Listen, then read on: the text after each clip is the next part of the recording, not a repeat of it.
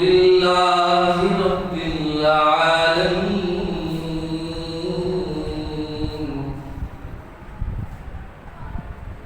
والعاقبة للمتقين والصلاة والسلام على سيد الأنبياء والمرسلين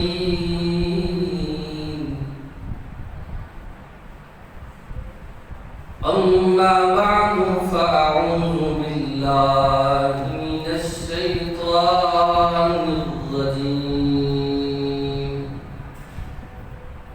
بسم الله الرحمن الرحيم ومن تاب وعمل صالحا فإنه يتوب إلى الله متابا صدق الله مولانا العظيم وبلغنا رسول النبي الكريم الأمين إن الله وملائكته يصلون على النبي يا أيها الذين آمنوا صلوا عليه وسلموا تسليما الصلاة والسلام عليك يا سيدي يا رسول الله وعلى آلك وأصحابك يا حبيب الله الصلاة والسلام عليك يا رحمة للعالمين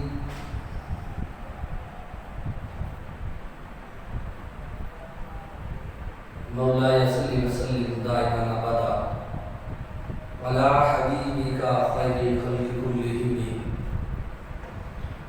هو الحبيب الذي ترجى شفاعته لكل هول من الأهوال مقتحم محمد سيد الكونين والثقلين والفريقين من عرب ومن عجم يا رب بالمصطفى بلغ مقاصدنا واغفر لنا ما مضى يا واسع الكرم يا صاحب الجمال ويا سيد البشر من وجهك المنير لقد نبذل القمر لا يمكن الثناء كما كان حقه بعد الزهدى بزرگ توی قصہ مختصر وأحسن منك لم تركت عيني وأجمل منك لم تلد النساء خلقت مبرأ من كل عيب كأنك قد خلقت كما تشاء اللہ تعالیٰ کی حمد و ثنا کے بعد حضور نبی اکرم شفیع معظم نور مجسم جان کائنات منبع کائنات روح کائنات تخلیق وجہ کائنات احمد مجتبی جناب حضرت محمد مصطفیٰ صلی اللہ علیہ وآلہ وصحبہ وبارک وسلم کی بے کس پناہ میں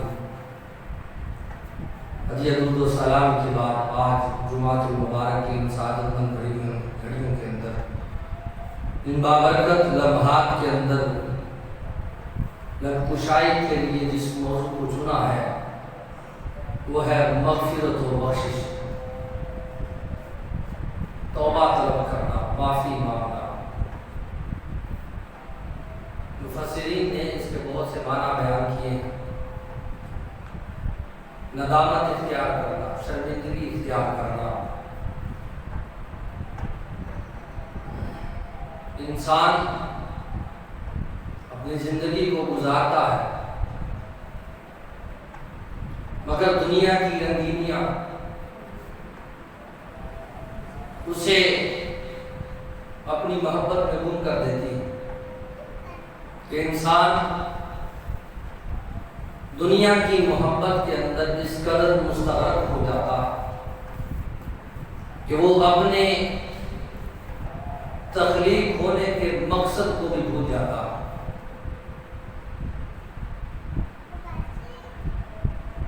انسان گناہگار ہوتا ہے، انسان گناہگار ہو پھر اس پر توبہ کر لے، یہ الگ چیز ہے، مگر انسان گناہگار ہونے کے ساتھ بے وفا بھی ہو، کہ اپنے رب سے وفا نہ کرے۔ گناہ ہو سکتا ہے، گناہ پر ندامت نہ کرے، یہ برا ہے۔ اگر کوئی گناہ پر توبہ کر لیتا ہے، گناہ پر معافی مانگ لیتا ہے تو رب تعالیٰ اسے معاف بھی فرماتا ہے اور توبہ کرنے کے بدلے اسے اجر بھی عطا فرماتا ہے۔ اللہ تعالیٰ نے قرآن مجید کے اندر ارشاد فرمایا وَمَن تَابَ وَعَمِلَ صَالِحًا، وہ شخص جس نے توبہ کی اور اعمال صالحہ کیے، فَإِنَّهُ يَتُوبُ إِلَى اللَّهِ مَتَابًا، بے شک اس نے توبہ کرنے کا حق ادا کر دیا۔ وَمَن تَابَ وَعَمِلَ صَالِحًا، توبہ کی بھی نیک عمل کیے کہ وہ توبہ پر قائم رہا، بلکہ توبہ کرنے کے بعد وہ گناہوں پر دلیر نہ ہوا بلکہ نیکیوں پر آمادہ ہو گیا، وہ توبہ کے بعد نیکی کرنے لگا۔ فَإِنَّهُ يَتُوبُ إِلَى اللَّهِ مَتَابًا، محبوب ان کو بتا دو جس نے توبہ کے بعد نیک اعمال کو، اعمال صالحہ کو جاری رکھا، فَإِنَّهُ يَتُوبُ إِلَى اللَّهِ مَتَابًا، اس نے توبہ کرنے کا حق ادا کر دیا۔ تو گویا انسان بہتر وہ ہے جو گناہ اگر کر لے تو پھر اس پر توبہ کر، رب کی بارگاہ میں معافی مانگے، اور پھر رب کی بارگاہ کیسی بارگاہ؟ توبوا الی اللہ جمیعا ایھا المؤمنون لعلکم تفلحون، محبوب اعلان کر دو، یہ جو سارے کے سارے مومن ہیں، جمیعا ایھا المؤمنون، یہ جو سارے کے سارے مومن ہیں، اعلان کر دو اگر ان لوگوں نے توبہ کر لی لعلکم تفلحون، تو یہ لوگ فلاح پا گئے، یہ لوگ کامیابی حاصل کر گئے۔ توبوا الی اللہ جمیعا ایھا المؤمنون لعلکم تفلحون، فرمایا وہ شخص فلاح پا گیا، کامیابیاں پا گیا، بلندیوں کو چھو گیا کہ جس شخص نے توبہ کی، تھا بھی مومن، اور پھر توبہ کے بعد اللہ تعالیٰ کے ہاں اس نے بلندیوں کو اور اپنے مقام کو حاصل کر دیا۔ یہ رب کی بارگاہ، یہ کیسی بارگاہ کہ جس کے متعلق قرآن خود بولتا نظر آتا ہے، لا تقنطوا من رحمت اللہ ان اللہ یغفر الذنوب جمیعا انہ هو الغفور الرحیم۔ محبوب یہ جو گناہگار ہے، یہ جن سے خطا ہو چکی ہے، ان کو اعلان کر دو لا تقنطوا من رحمت اللہ، اللہ تعالیٰ کی رحمت سے نا امید نہ ہو، اللہ تعالیٰ کی رحمت سے نا امید نہ ہو۔ من رحمت اللہ ان اللہ یغفر الذنوب جمیعا، انشاءاللہ بے شک اللہ نے چاہا تو اللہ تعالیٰ ان کے گناہوں کو معاف فرما دے گا۔ تو گویا رب کی بارگاہ وہ ہے، رب کی بارگاہ وہ ہے کہ جس سے کسی کو نا امید نہیں ہونا چاہیے، اس کی رحمت سے نا امید نہیں ہونا چاہیے. کبھی بھی کسی حال میں بھی رب کی بارگاہ سے نا امید نہ ہو، کیونکہ رب تعالیٰ خود فرما رہا ہے میری بارگاہ سے مایوس نہیں ہونا، نا امید نہیں ہونا. میری بارگاہ میں آ جاؤ، لا تقنطوا من رحمت اللہ. گویا رب تعالیٰ مایوسی کا اعلان کرنے والوں کے لیے کہہ رہا ہے کہ جو مایوسی کرتے ہیں میرا ان کے لیے اعلان ہے میری رحمت ان لوگوں کے لیے بھی ہے. اگر میری بارگاہ میں آ جائے نا امیدی چھوڑ دیں، اللہ تعالیٰ کی رحمت سے امید رکھیں، اللہ تعالیٰ رحمت فرمانے والا. تو گویا اللہ تعالیٰ کی بارگاہ وہ ہے جس سے نا امید نہیں ہونا چاہیے، مایوس نہیں ہونا چاہیے. انسان گناہ کر سکتا ہے، خطا کر سکتا ہے، مگر اس پر جو ندامت کو اختیار کرتا ہے اللہ تعالیٰ اس کے گناہوں کو معاف فرماتا ہے. اسی طرح حضرت انس بن مالک رضی اللہ تعالیٰ حضور کے صحابی فرماتے فرمایا کہ بنی آدم، حضور صلی اللہ علیہ وسلم فرماتے بنی آدم کا ہر شخص کسی نہ کسی درجے میں گناہ گار ہے. ہر شخص کسی نہ کسی درجے میں گناہ گار ہے. فرمایا کہ بہترین وہ ہے جو گناہ گار ہو، خطا کر لے، گناہ کر لے اور پھر اس پر توبہ کر لے، پھر اس پر توبہ کر لے. یہ مصطفیٰ کریم صلی اللہ علیہ وسلم کی حدیث مبارکہ ہے. اور میں گویا اس بات سے، اس حدیث سے کیا پتہ چلتا ہے؟ دیکھیے گا کہ حضور نے فرمایا کہ بنی آدم یعنی حضرت آدم علیہ السلام کی اولاد سے جتنے بھی ہیں ہم سارے ابن آدم ہیں، آدم کی اولاد ہیں. فرمایا ہر شخص کسی نہ کسی درجے میں، کسی نہ کسی مقام پر گناہ گار ہے، خطا کار ہے، مگر بہترین وہ ہے، بہترین وہ ہے کہ جو شخص اپنے گناہ پر رب کی بارگاہ میں توبہ کر لیتا ہے. اس سے پتہ کیا چلتا ہے؟ گناہ گار ہونا بری چیز نہیں ہے، گناہ گار ہونا بری چیز نہیں ہے، گناہ کر کے اس پر ڈٹ جانا برا ہے. گناہ کر کے، خطا کر کے اس پر ڈٹ جانا یہ برا ہے. یہ مصطفیٰ کریم صلی اللہ علیہ وسلم کی حدیث مبارکہ ہے. اور اسی طرح مصطفیٰ کریم صلی اللہ علیہ وسلم کی حدیث مبارکہ ابن ماجہ کی فرماتے ہیں تم میں سے وہ شخص جو توبہ کرے، تم میں سے جو شخص توبہ کرے، اس کے متعلق فرمایا تم میں سے جو شخص توبہ کر لیتا ہے، فرمایا اس طرح ہے، اس شخص کی مثال اس طرح ہے کہ جس طرح اس نے ساری زندگی میں کوئی گناہ کیا ہی نہیں تھا. لا تقنطوا من رحمت اللہ ان اللہ یغفر الذنوب جميعا. اللہ کی رحمت سے نا امید نہ. یہ رب کی بارگاہ ہے، رب کی بارگاہ میں گناہوں کی بخشش بھی ہوتی ہے، مغفرت بھی ہوتی ہے، توبہ بھی قبول ہوتی ہے، اور توبہ کے بدلے اللہ تعالیٰ اجر عظیم بھی عطا فرماتا ہے. اب اسی طرح مصطفیٰ کریم صلی اللہ علیہ وسلم، یہ بخاری مسلم کی حدیث مبارکہ ہے، حضور صلی اللہ علیہ وسلم نے فرمایا یہ بنی اسرائیل کا شخص تھا جو تھا تو کلمہ گو مگر سیاہ کار بڑا تھا، گناہ گار بڑا تھا.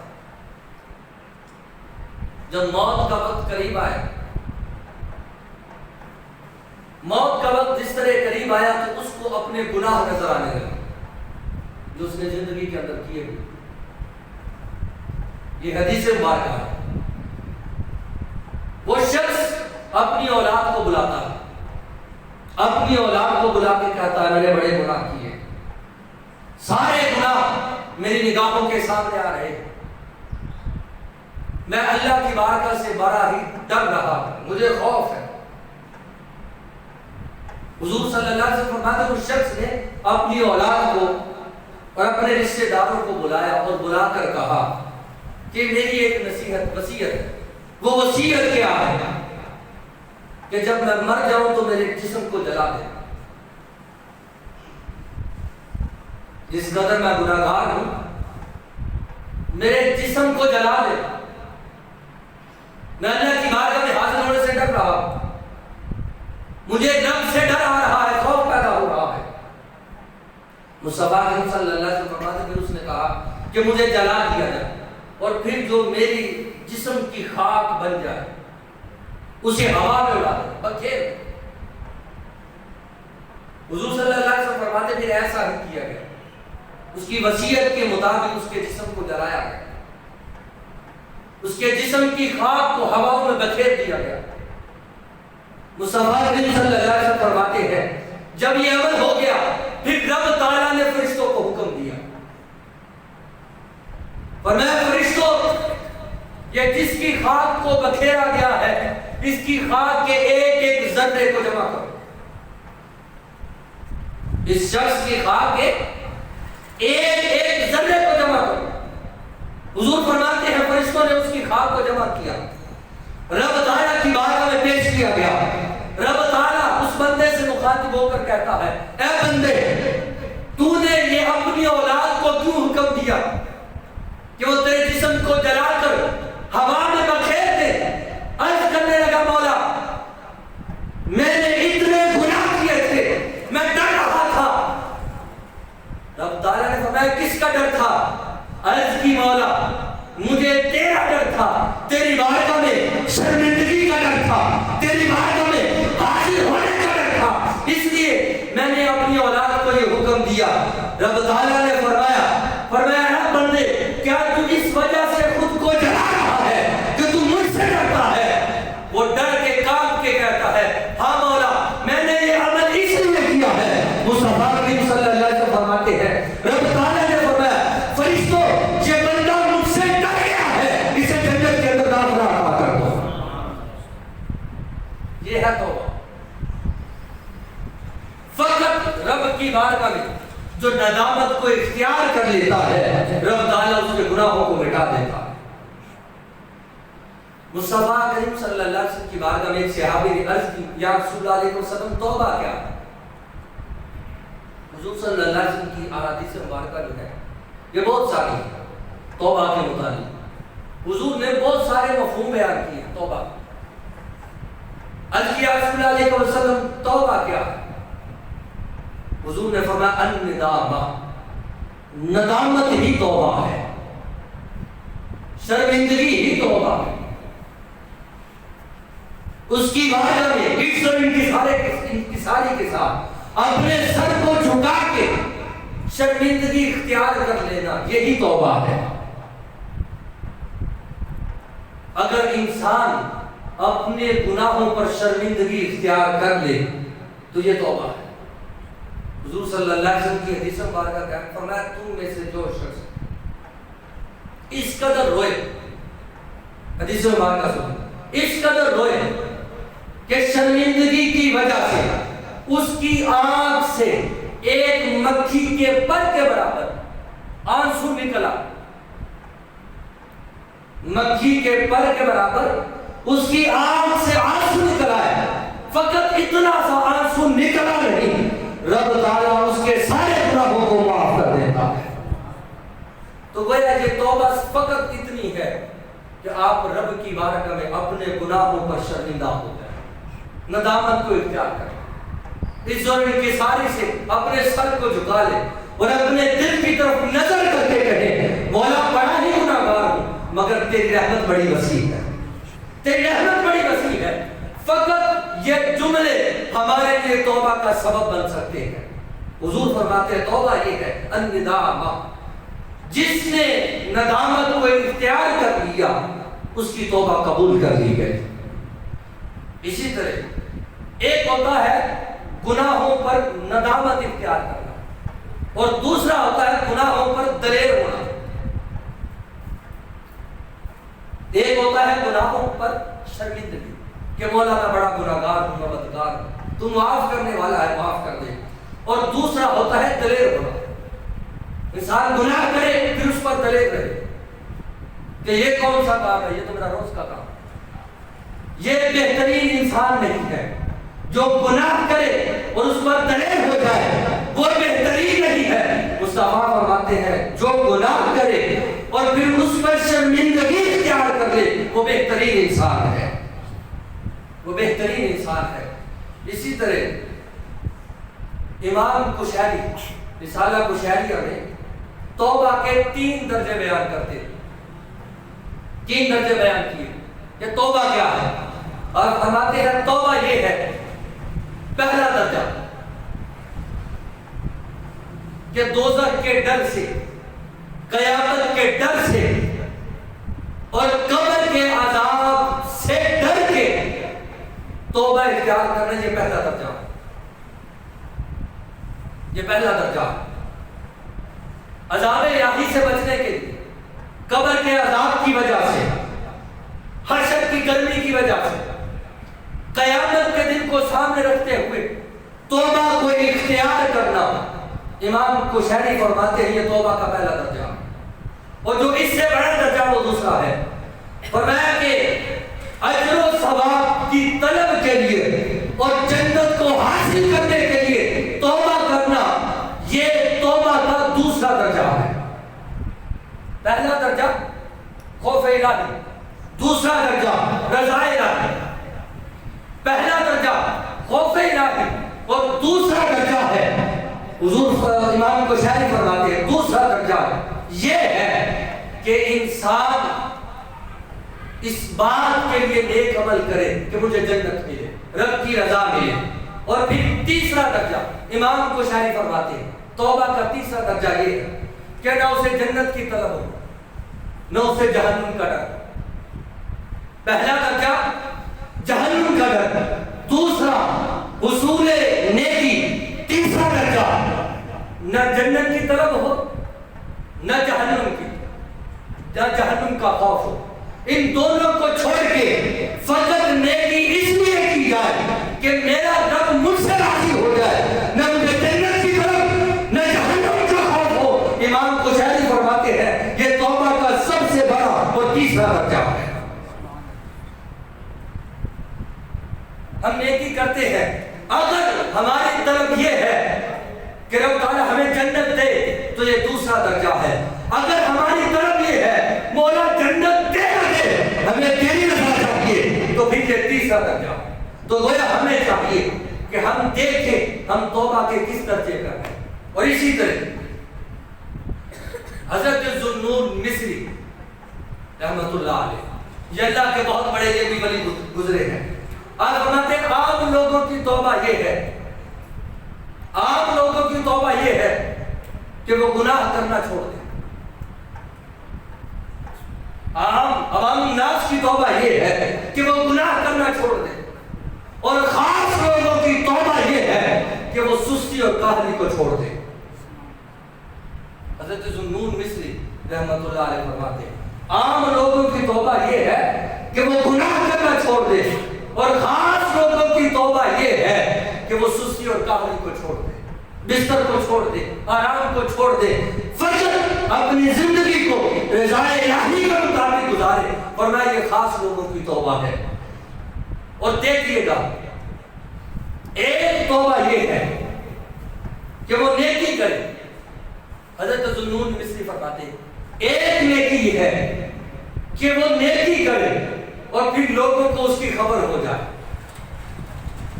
پھر فرمایا ایک خاص توبہ یہ ہے کہ وہ نیکی کرے اور اس کا علم کسی دوسرے کو بھی معلوم نہ ہو۔ حضرت ذوالنور مصری فرماتے ہیں یہ بھی توبہ کا ایک درجہ ہے کہ انسان دکھلاوا نہ کرے، ریاکاری نہ کرے، لوگوں کے اندر اعلان نہ کرے کہ میں نے نیکی کی ہے، یہ بھی ایک توبہ کا ایک درجہ ہے جو حضرت ذوالنور مصری رحمت اللہ علیہ نے بیان فرمایا۔ اور توبہ کیا ہے؟ جن لوگوں نے توبہ کی اللہ تعالیٰ نے ان کا ذکر قرآن مجید کے اندر فرمایا۔ حضرت کعب رضی اللہ تعالیٰ حضور کے صحابی کسی جنگ کے اندر شرکت نہ کر سکے تو حضور صلی اللہ علیہ وسلم ناراض ہو گئے، کوئی وجہ بنی، دنیا کی محبت تھی یا کوئی بھی تھا، بس وہ جہاد کے اندر شریک نہ ہوئے تو حضور ناراض ہو گئے، حضور ناراض ہو گئے۔ حضور صلی اللہ علیہ وسلم نے حضرت کعب رضی اللہ عنہ کی طرف دیکھنا چھوڑ دیا، صحابہ نے قطع یہاں تک کہ حضور نے اعلان فرما دیا فرمایا اس کے گھر والے بھی اس سے تعلق توڑ دیں۔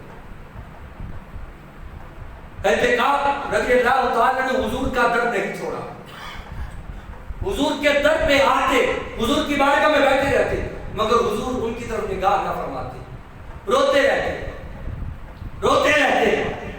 حضرت کعب رضی اللہ تعالیٰ شہر سارا چھوڑ رہا ہے، اکیلے تنہا تنہا رہنے لگے۔ خراسہ کا ایک شخص تھا جو بادشاہ تھا، اس کو پتہ چلا کہ مصطفیٰ کریم صلی اللہ علیہ وسلم کے ایک سپاہی ہے جن سے تعلق حضور نے بھی توڑ دیا، حضور کے غلاموں نے بھی توڑ دیا، گھر والوں نے بھی چھوڑ دیا۔ حضرت کعب رضی اللہ عنہ کو ایک خط لکھ کر بھیجا۔ حضرت کعب رضی اللہ عنہ کی توبہ کیسی توبہ تھی، اور توبہ کرنے والوں کا اعلان کیا ہے، انعام کیا ہے۔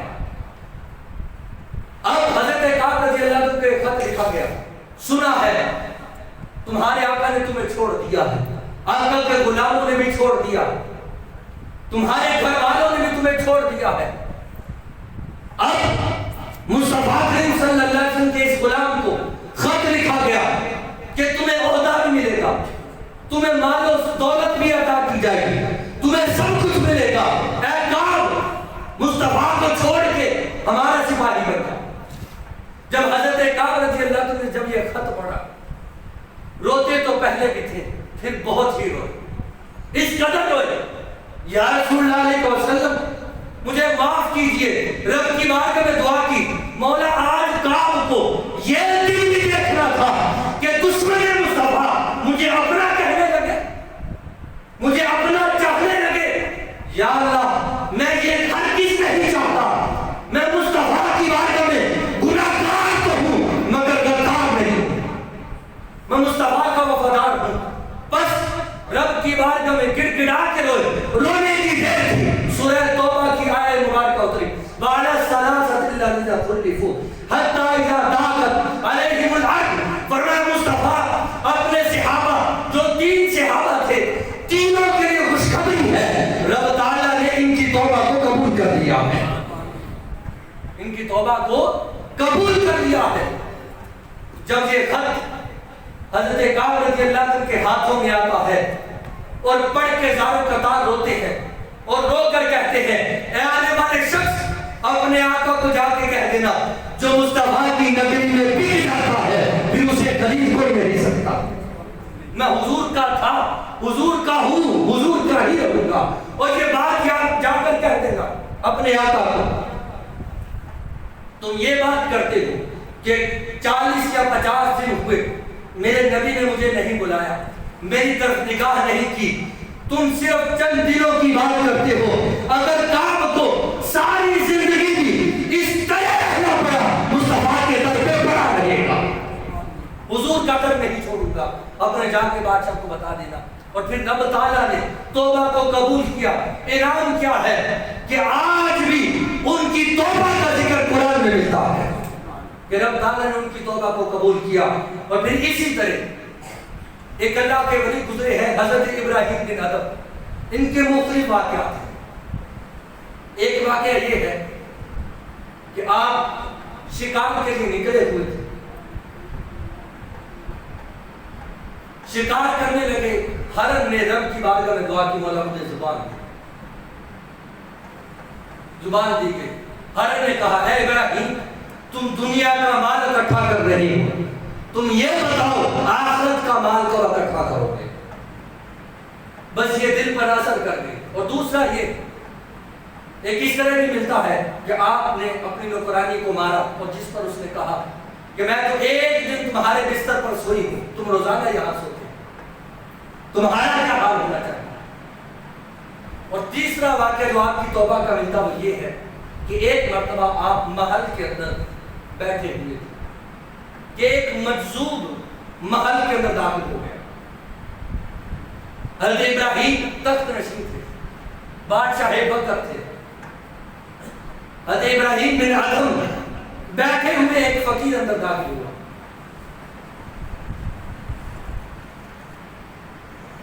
اندر داخل ہو کے سپاہیوں نے روکا، بادشاہ نے کہا اسے آنے دیا جائے۔ وہ فقیر تھا، مجذوب تھا، کوئی اللہ والا تھا. تو بادشاہ نے پوچھا کیا لینے آئے ہیں؟ اس فقیر نے جواب دیا میرا اونٹ گم گیا ہے، میں اسے ڈھونڈ رہا ہوں. میرا اونٹ گم گیا ہے، میں اسے ڈھونڈ رہا ہوں. ابراہیم بن ادم رحمت اللہ علیہ نے جواب دیا، بادشاہ وقت ہے، محل میں بیٹھے ہوئے مسکرا کے کہنے لگے او بزرگ، اونٹ اگر گم گیا ہے تو محل میں نہیں ملے گا، کہیں بازار میں دیکھو، کہیں جنگلوں میں دیکھو، کہیں گلی کوچوں میں دیکھو، محل میں تو تمہارا گما ہوا اونٹ نہیں ملنے والا. بس یہ کہنے کی دیر تھی، اس مجذوب نے، اس اللہ کے ولی نے ایک جملہ کہا ابراہیم بن ادم اگر اونٹ یہاں نہیں ملتا تو تخت پر بیٹھ کر رب کو ڈھونڈ رہا ہے، محل میں بیٹھ کر رب کو ڈھونڈ رہا ہے. اگر تو نے رب کو تلاش کرنا ہے تو تنہائیوں میں اس کو یاد کر، جنگلوں میں ڈھونڈ، کہیں وہ تمہیں مل جائے گا.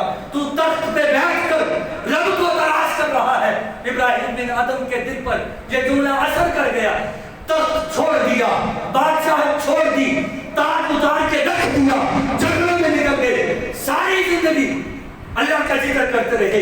کبھی سفیان ثوری رحمت اللہ علیہ کی بارگاہ میں جاتے ہیں، کبھی خانہ کعبہ کا طواف کرتے ہیں، رب کی بارگاہ سے واپس پلٹ کے پھر جنگل میں بیٹھے ہیں.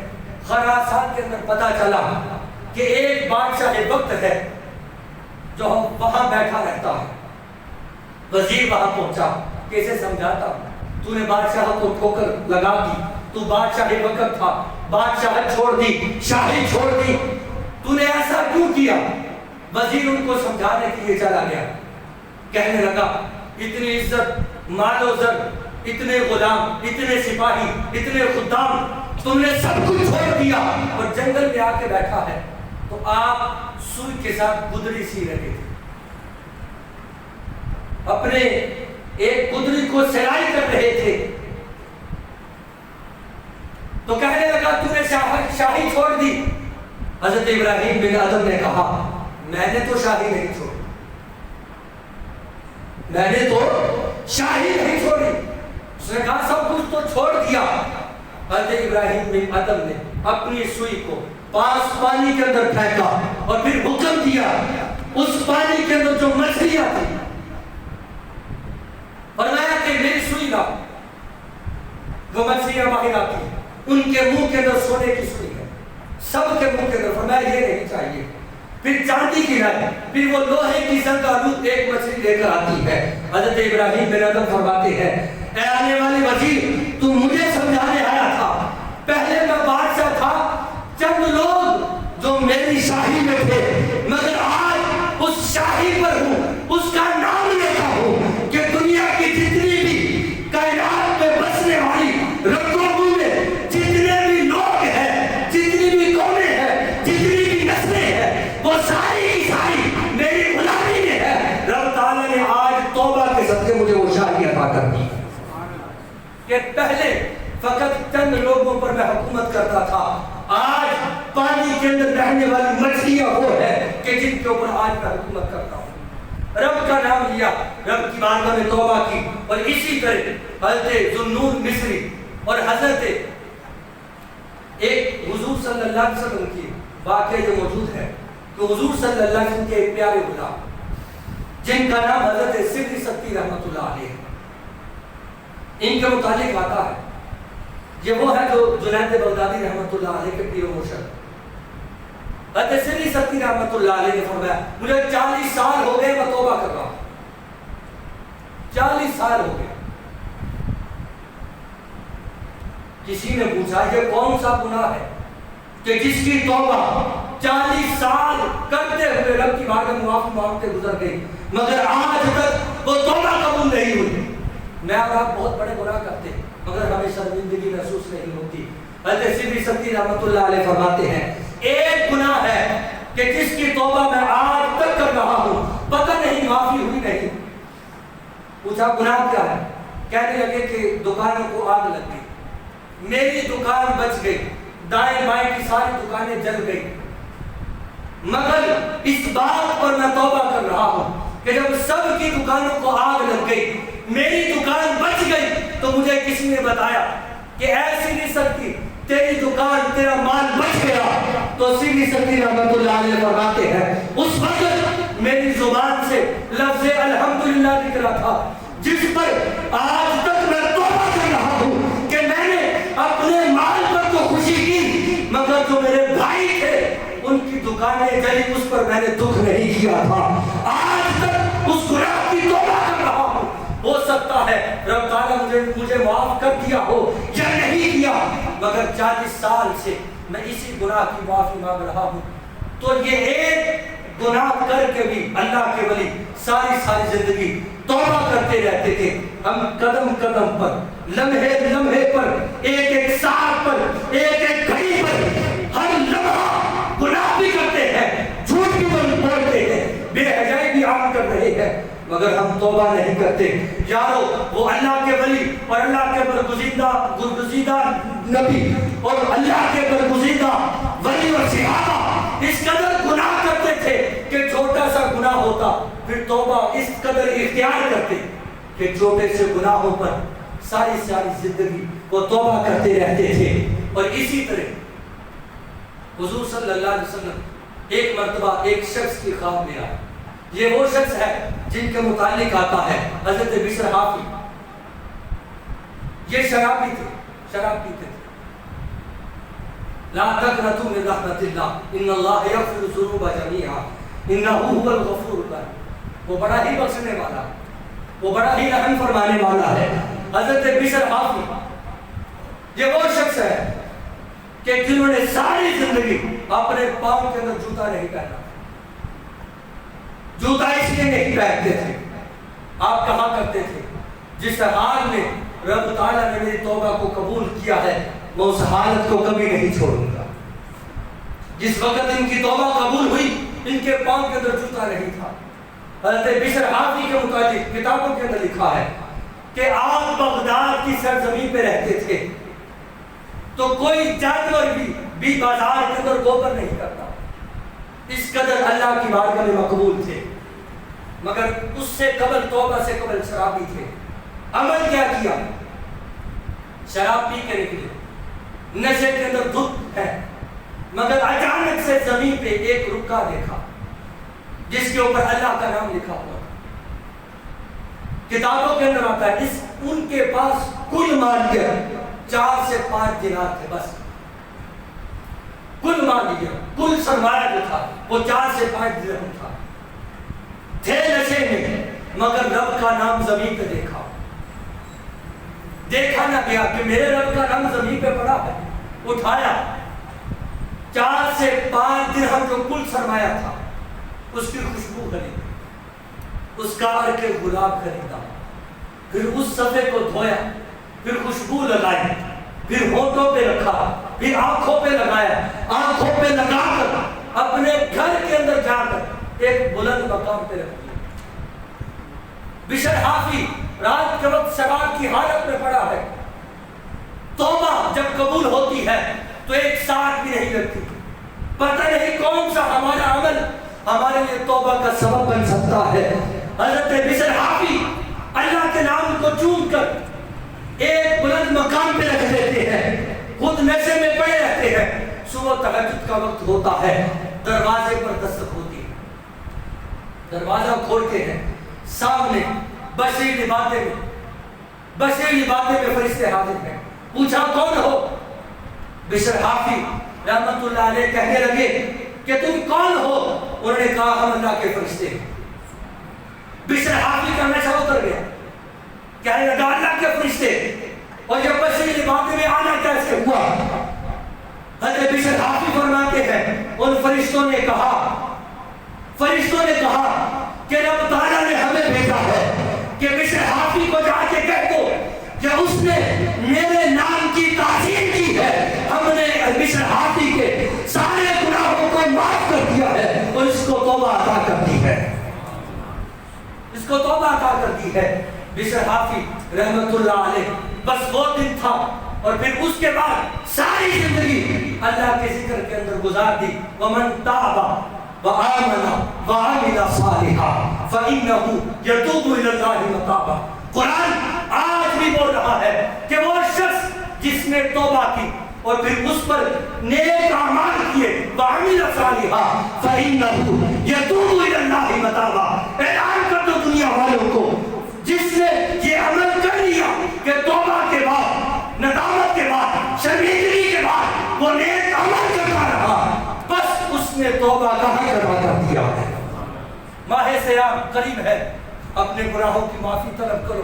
اور میں نے یہ بات کہی ہے، فقط اتنے کام سے ہمارے گناہوں کی معافی ہو سکتی ہے کہ ہم سر کو جھکا کر رب کی بارگاہ میں فقط اپنے دل کی طرف توجہ کر کے یہ الفاظ کہہ دے، مولا بڑے ہی گناہ گار ہیں، تیری رحمت بڑی وسیع ہے، تیری رحمت بڑی وسیع ہے، مولا ہم تیری بارگاہ میں اپنے گناہوں کی معافی چاہتے ہیں۔ فقط ان جملوں کی وجہ سے اللہ تعالیٰ تمہارے اور میرے اعمال کو، سارے گناہوں کو اور بدکاریوں کو، خطاؤں کو رب تعالیٰ معاف کر دے گا۔ لا تقنطوا من رحمت اللہ ان اللہ یغفر الذنوب جميعا۔